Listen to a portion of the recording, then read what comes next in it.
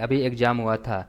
इस practice set में हम टोटल 21 क्वेश्चन कवर करेंगे और देखेंगे किस प्रकार का क्वेश्चन इस 30 दिसंबर में आया हुआ था। तो चलिए पहले क्वेश्चन की शुरुआत करते हैं। तो यहाँ पे पहला क्वेश्चन हमारा पूछा जा रहा है, टेबल को कॉलम में बढ़ाने का तरीका क्या है। टेबल में कॉलम बढ़ाने का तरीका क्या है। तो यहाँ चार ऑप्शन दिए गए हैं। पहला ऑप्शन है माउस से पकड़कर ड्रैग करते हैं, या फिर alter plus shift plus arrow, या फिर बोथ, या फिर नन। इनमें से कौन सा ऑप्शन सही है ये बताना है कि कैसे हमारा कॉलम बढ़ाया जाता है एक्सेल में। तो यहाँ पे हमारा ऑप्शन नंबर ए सही है। माउस से हम पकड़कर जब ड्रैग करते हैं तो हमारा कॉलम बढ़ता है। तो ये हमारा ऑप्शन नंबर ए सही हो जाएगा। अगर हम यहाँ पे बैक जाएं और यहाँ पे अगर हम लेते हैं कुछ इस प्रकार से, ये हमारा एक्सेल ओपन हो गया। अब यहाँ पे जैसे हम पकड़ के इसको ड्रैग करेंगे तो ये हमारा ये कॉलम बढ़ेगा। तो यही पूछ रहा है कि कैसे कॉलम बढ़ता है। तो यहाँ देखिए हमारा कॉलम ये बढ़ गया। फिर इसके बाद दोबारा हम चलते हैं अपने उसी सीट पे। फिर इसके बाद नेक्स्ट क्वेश्चन हमारा पूछ रहा है, यहाँ पे क्लिक करने पर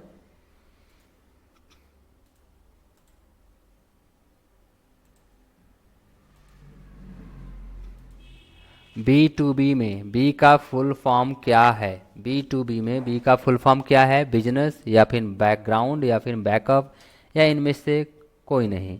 तो यहाँ पे हमारा बी टू बी का मतलब जो होता है वो बिजनेस होता है। बिजनेस टू बिजनेस ये हमारा फुल फॉर्म होता है। तो ऑप्शन नंबर ए सही हो जाएगा। नेक्स्ट क्वेश्चन पे आते हैं, यूएसएसडी का पूर्ण रूप बताइए। तो यहाँ पे पूर्ण रूप मतलब यानी कि फुल फॉर्म पूछ रहा है, तो इसका फुल फॉर्म क्या होगा यूएसडी का, तो ये बताना है। कौन सा ऑप्शन सही होगा ये बताना है। तो यहाँ पे हमारा ऑप्शन नंबर ए सही होगा। अनस्ट्रक्चर्ड सप्लाइमेंट्री सर्विस डाटा यहाँ पे। और यूएसडी को बता दें तो ये हमारा एक पेमेंट पोर्टल होता है जो कि एक बैंक से दूसरे बैंक में पैसा ट्रांसफ़र किया जाता है।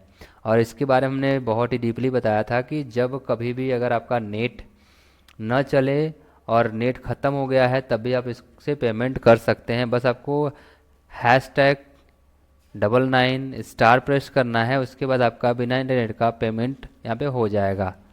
सो नेक्स्ट क्वेश्चन पे आते हैं। यहाँ पे आईएफएससी का पूर्ण रूप क्या है। यहाँ पे पूछ रहा है आईएफएससी का फुल फॉर्म क्या होता है। तो इंडियन फाइनेंशियल सिस्टम कोड, या फिर इंडियन फर्स्ट सिस्टम कोड, या फिर इंडियन फास्ट सिस्टम कोड, या फिर नन। तो इनमें से कौन सा ऑप्शन सही है।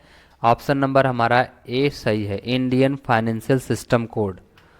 नेक्स्ट क्वेश्चन पे आते हैं, फेसबुक में एक साथ अधिकतम कितने फ़ोटो अपलोड कर सकते हैं। तो फेसबुक में हम अधिकतम 30 फ़ोटो अपलोड कर सकते हैं। तो ऑप्शन नंबर हमारा सी सही है। चलिए नेक्स्ट क्वेश्चन पे, सम इफ फंक्शन क्या काम करता है या फिर क्या करता है। यहाँ पे हमारा दिया है option add of cell value based on a condition, या फिर add a number in a range of cell, या फिर return a subtotal in a list, या डाटाबेस, या ऑल ऑफ दिस। इनमें से कौन सा ऑप्शन सही है। ये क्या काम करता है। तो ये ऐड करने का काम करता है अकॉर्डिंग टू कंडीशन। जैसा भी कंडीशन रहेगा उसके हिसाब से ऐड करता है हमारा समीप। तो इसमें हमारा यहाँ पे add of cell value based on a condition, option number हमारा ए सही हो जाएगा। यानी कंडीशन के हिसाब से वो ऐड करके आपको वैल्यू को देता है।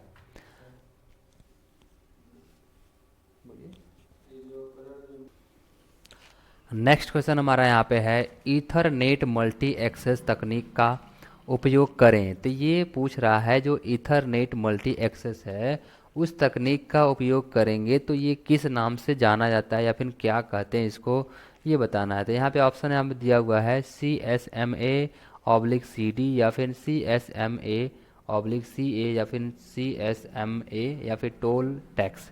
इनमें से कौन सा ऑप्शन सही होगा ये बताना है। तो हमारा ऑप्शन नंबर ए सही है, CSMA। इसके बारे में डिटेल्स में अगर जानना है तो कमेंट करिएगा, इसके बारे में डिटेल्स में आपको हम समझा देंगे, क्योंकि बहुत ही ये लेंदी प्रोसेस है, बहुत ही लंबा, इसलिए इसको ऐसे पर्टिकुलरली अभी समझाना बहुत ही लंबा वीडियो चला जाएगा। सो नेक्स्ट पे आते हैं। यहाँ पे रिमूव डायरेक्टरी के लिए कौन सी कमांड इस्तेमाल की जाती है ये बताना है। RM, या फिर MV, या फिर जो आर है हमारा, एम है, डी आई आर या फिर आर वी, इनमें से कौन सा ऑप्शन सही है? तो ऑप्शन नंबर हमारा यहाँ पे है C, R M D I R, यानी कि रिमूवल डी आई आर। ये हम डायरेक्टरी जब जैसे ही प्रेस करते हैं एम एस डॉस में तो ऑटोमेटिक हमारा वो डायरेक्टरी रिमूव हो जाती है। नेक्स्ट है, रैम का उपयोग करते हैं किसके लिए? पढ़ने के लिए या फिर लिखने के लिए, या फिर लिखने और पढ़ने दोनों के लिए, या उपरोक्त सभी? तो इनमें से कौन सा ऑप्शन सही है? तो लगभग में सभी के लिए रैम का इस्तेमाल किया जाता है। हम पढ़ने के लिए भी यूज करते हैं रैम का, और लिखने के लिए भी यूज करते हैं। जो अभी हम लिख रहे हैं वो हमारा रैम में ही चल रहा है। जैसे कोई टेबल है यहाँ पे, अब ये जो हमारा रैम होता है, इसको रैम बोला जाता है यहाँ से। अगर हम इसमें इस टेबल पे हम जितना भी रखना चाहें उसमें रख सकते हैं। जैसे ये हार्ड डिस्क हमारा होता है, एक तरीके से लाइब्रेरी जो हमारा होता है ये हार्ड डिस्क होती है। ऐसे ये लाइब्रेरी रखी हुई है, टेबल रखी हुई है। अब हम जितना हमको चाहिए टेबल पे रखने के लिए बुक्स, उतना उठा के इसमें से हम इसमें रख सकते हैं। तो यहाँ पे हम रख के पढ़ भी सकते हैं और लिख भी सकते हैं, दोनों का इस्तेमाल कर सकते हैं। अभी जो हम यहाँ पे लिख भी रहे हैं, इसको पढ़ भी रहे हैं, तो ये हमारा जो एप्लीकेशन है वो हमारा रैम में ही आके चल रहा है। जो कोई मोबाइल भी होता है उसमें जो हम एप्लीकेशन को चलाते हैं तो वो रैम में ही आके चलता है। तो रैम का इस्तेमाल हम पढ़ने में भी और लिखने में भी यूज कर सकते हैं और करते भी हैं। चलिए नेक्स्ट क्वेश्चन पे आते हैं। न्यूनतम सुरक्षित विधि है। अब इसमें से 4 ऑप्शन दिए गए हैं, इसमें से कौन सा ऐसा विधि है जो सुरक्षित है? रेटिना, या फिर फिंगर प्रिंट, या फिर पासवर्ड, या फिर की कार्ड। यानी कि जो हमारा यहाँ पे ऑप्शन दिया गया है, सबसे बेस्ट और सबसे सिक्योरिटी कौन प्रदान करता है? रेटिना, या फिर फिंगर प्रिंट, या फिर पासवर्ड, या फिर की कार्ड। इनमें से कौन सा ऑप्शन सही है? तो हमारा यहाँ पे की कार्ड है। इससे हमारा जो रेटिना, फिंगरप्रिंट और पासवर्ड तीनों इसके अंदर आ जाते हैं, तीनों एक साथ हमारा एक्सेप्ट हो जाता है। तो की कार्ड एकदम सुरक्षित होता है, सेफ रहता है अगर किसी इंसान का बना हुआ है तब। नेक्स्ट है, डिजिटल लॉकर के लिए कौन सी स्टेटमेंट गलत है? यहाँ पे 4 ऑप्शन दिए गए हैं। यहाँ पे बता रहा है डिजिटल डॉक्यूमेंट, या फिर इट इज़ नॉट सिक्योर्ड, या फिर डिजिटल लाइफ, या फिर लीगल डॉक्यूमेंट लाइक ओरिजिनल। तो यहाँ पे ऑप्शन हमको दिख रहा है इट इज़ नॉट सिक्योर, यानी डिजिटल लॉकर कह रहा है कि ये सिक्योर नहीं है, सुरक्षित नहीं है, तो ये गलत है। वही पूछ रहा है कौन सा स्टेटमेंट गलत है। तो इट इज़ नॉट सिक्योर ये तो हमारा गलत है, ये हमारा ऑप्शन नंबर 20 सही जाएगा। ये कह रहा है कि डिजिटल अगर सिक्योर नहीं है लेकिन सिक्योर वो है। ऑप्शन नंबर हमारा 20 सही है। नेक्स्ट क्वेश्चन पे आते हैं। ईमेल सेंड करते समय हमें फॉर्मेटिंग टेक्स्ट के यूज से बचना चाहिए, क्योंकि अब यहाँ पे ऑप्शन दिया हुआ है, यह हमारे कंप्यूटर या मोबाइल को ख़राब कर देता है, ये सही है, या फिर इसके इस्तेमाल से सिस्टम स्लो वर्क करने लगता है, या फिर यह एक प्रकार का वायरस होता है, या जिसे ईमेल प्राप्त होता है उसके सिस्टम या मोबाइल में कुछ करेक्टर शो नहीं होते हैं। इनमें से कौन सा ऑप्शन सही है? तो ऑप्शन नंबर हमारा यहाँ पे डी सही है। जैसे आप अपने सिस्टम में ईमेल खोले हुए हैं, उसमें आप फंट लिख दिए, उसके बाद आप चाहते हैं इसको फंट को अलग अलग तरीके से कर दें, तो आपने अलग अलग फंट में इसको मर्ज कर दिया और शो कर दिया, तो आप में तो शो कर रहा है। उसके बाद जैसे ही आप दूसरे के मोबाइल में भेजेंगे तो उसके मोबाइल में हो सकता है वो फंट ना रहे, वो सिस्टम में फंट ना रहे, तो वो फंट दिखेगा ही नहीं। तो ईमेल करते समय हमको जो फंट देता है ईमेल वही फंट यूज करना चाहिए, और दूसरा फंट हमको यूज नहीं करना चाहिए, क्योंकि प्रॉब्लम हो जाएगी आगे जो क्लाइंट है जिसके पास हम भेज रहे हैं। तो ऑप्शन नंबर हमारा यहाँ पे डी सही है। सो नेक्स्ट क्वेश्चन पे आते हैं। प्रथम पीढ़ी के कंप्यूटरों में स्टोरेज के लिए प्रयोग किया गया था क्या? जो प्रथम पीढ़ी का कंप्यूटर था उसमें प्रयोग किया गया था, क्या प्रयोग किया गया था? तो पहला यहाँ पे मैग्नेटिक ड्रम है, या मैग्नेटिक इंक है, या फिर कॉम्पैक्ट डिस्क है, या फिर नन। इनमें से कौन सा ऑप्शन सही है ये बताना है। तो ऑप्शन नंबर हमारा यहाँ पे ए सही है, मैग्नेटिक ड्रम जो हमारा प्रथम पीढ़ी कंप्यूटर में प्रयोग किया गया था। नेक्स्ट क्वेश्चन में आते हैं। कमर्शियल पेपर जिसको सीपी बोलते हैं, भारत में कब शुरू हुआ? जो बड़े बड़े पेपर्स नोट छापने के लिए और कागज़ बनाने में और बड़े बड़े उद्योग में काम आने लगे, बुक्स बनाने में, तो वो कब से लागू हुआ भारत में वो बताना है। तो यहाँ पे 1980 है, 1990 है, 2000 है, 1995। तो इनमें से कौन सा ऑप्शन सही है ये बताना है। तो ऑप्शन नंबर हमारा यहाँ पे बी सही है, 1990 से ये हमारा भारत में लागू हो गया था।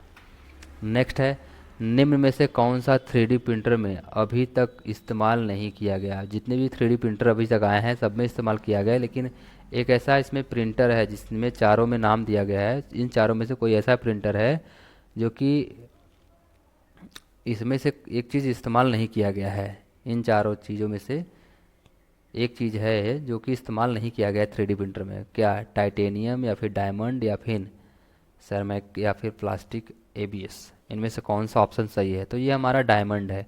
डायमंड अभी हमारा जो प्रिंटर है 3D प्रिंटर में अभी तक इस्तेमाल नहीं किया गया है।